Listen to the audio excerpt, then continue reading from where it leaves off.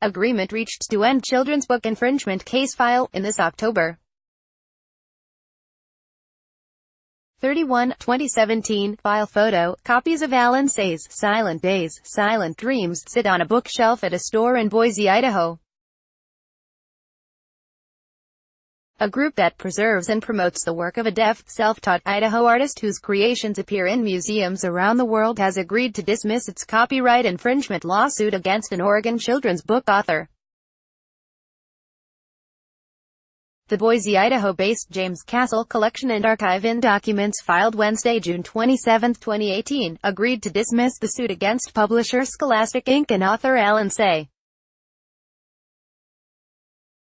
AP photo. Keith Riddler. File. Boise, Idaho. AP, a group that preserves and promotes the work of a deaf, self-taught Idaho artist whose creations appear in museums around the world, agreed Wednesday to dismiss its copyright infringement lawsuit against an Oregon children's book author.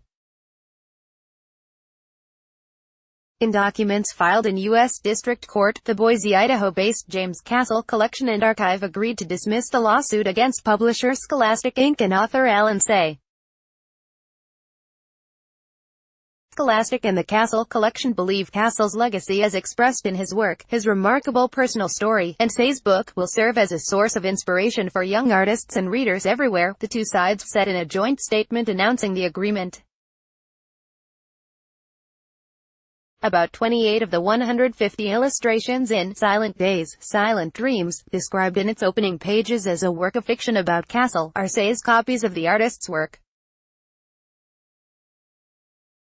The lawsuit filed in October said $150,000 for each allegation of copyright infringement and also aimed to block sales of the book. However, U.S. District Court Judge B. Lynn Windmill ruled then that Say's book was not likely to infringe on James Castle's work because it falls within fair legal use for purposes such as teaching or scholarship, allowing the book to be offered for sale. Say created a version of Castle as a self-taught artist who was isolated by his disabilities and driven by his artistic passion, ultimately finding salvation in his art from a harsh world, the judge wrote.